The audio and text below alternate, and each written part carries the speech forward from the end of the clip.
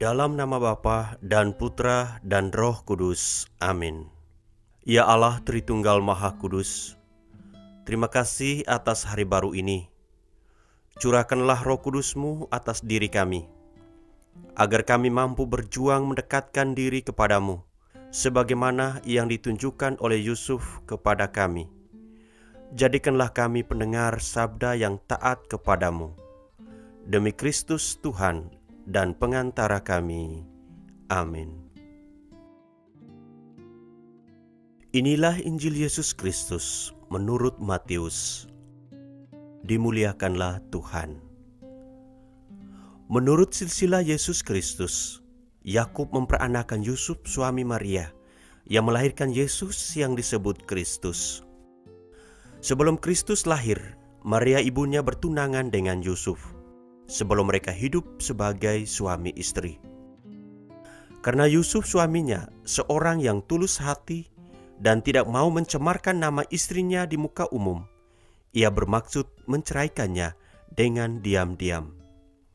Tetapi ketika Yusuf mempertimbangkan maksud itu, malaikat Tuhan nampak kepadanya dalam mimpi dan berkata, "Yusuf, anak Daud, janganlah engkau takut mengambil Maria sebagai istrimu, sebab anak yang di dalam kandungnya adalah dari Roh Kudus. Maria akan melahirkan anak laki-laki, dan engkau akan menamakan dia Yesus, karena dialah yang akan menyelamatkan umatnya dari dosa mereka."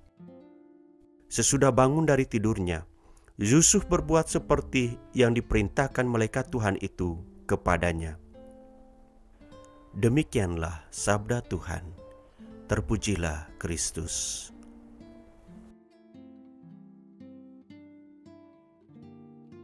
Saudara-saudari, sahabat Komsos yang terkasih dalam Kristus. Hari ini kita telah memasuki hari ke-16 dalam hari-hari retret kita. Pada hari ini kita dihantar untuk mengenang dan merenungkan salah satu tokoh yang berperan penting dalam sejarah keselamatan. Tokoh yang dimaksudkan adalah Yusuf, suami Maria. Dalam Alkitab diceritakan bahwa Yusuf berasal dari keturunan Yakub. Ada beberapa hal menarik yang kita temukan dari Yusuf sebagaimana diceritakan dalam Injil pada hari ini.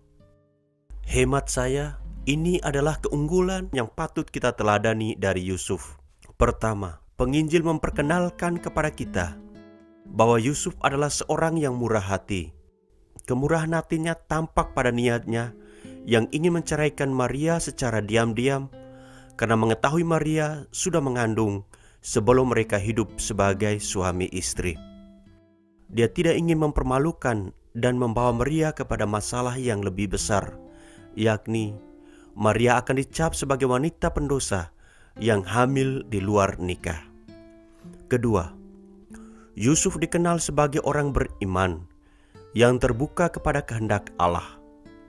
Dalam situasi sulit dan diterpa oleh masalah yang berat, Yusuf mendengarkan Tuhan yang hadir lewat mimpinya. Diceritakan bahwa malaikat Tuhan menampakkan diri dalam mimpi dan berkata kepadanya, "Yusuf, anak Daud, janganlah engkau takut mengambil Maria sebagai istrimu, sebab anak yang di dalam kandungannya adalah dari Roh Kudus." Ketiga, Yusuf adalah orang yang taat kepada kehendak Allah. Diceritakan bahwa setelah bangun dari tidur, Yusuf berbuat seperti yang diperintahkan malaikat Tuhan itu kepadanya. Dia mengambil Maria sebagai istrinya. Keempat, hal unik lain yang bisa kita temukan dari Yusuf adalah pribadi hening. Tidak banyak bicara. Bila kita membaca kisah tentang Yusuf dalam Injil, kita tidak menemukan cerita bahwa Yusuf bersoal jawab atau berbicara dengan siapapun, seperti Maria yang masih mengatakan sesuatu kepada malaikat ketika malaikat menampakkan diri kepadanya.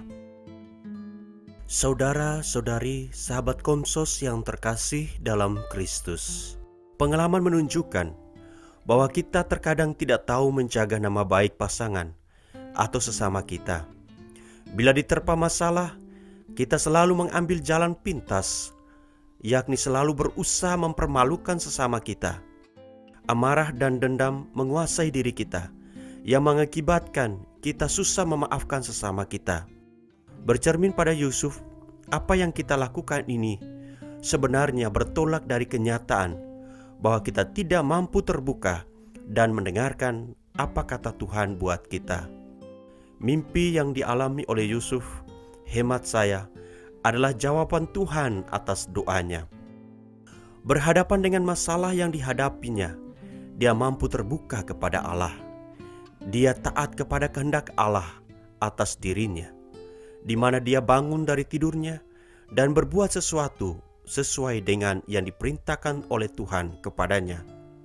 Hal lain soal pribadi kita yang membuat kita gampang jatuh dalam dosa atau kesalahan adalah kesibukan kita.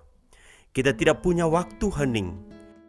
Yusuf mengajarkan kita agar mampu menciptakan keheningan, tidak banyak berbicara, tetapi dalam keheningan berbuat sesuatu yang sangat mengagumkan. Mari kita bercermin pada Yusuf dalam usaha menata hidup dan panggilan kita. Amin. Ya Allah yang Maha Baik, kami bersyukur kepadamu karena Engkau telah memberikan kepada kami Yusuf, seorang figur yang patut kami contohi. Dia telah mengajarkan kepada kami semangat kemurahan hati yang selalu terbuka dan taat kepadamu. Semoga kami mampu meneladaninya dalam hidup di dunia ini. Demi Kristus Tuhan dan pengantara kami. Amin. Tuhan bersamamu dan bersama rohmu. Semoga kita sekalian, seluruh rencana usaha pekerjaan kita, saudara-saudari kita yang kita ingat dalam doa-doa kita, mereka semua yang kita janjikan doa, senantiasa dibimbing, dilindungi, dan diberkati oleh Allah yang Maha Kuasa, Bapa dan Putra dan Roh Kudus. Amin.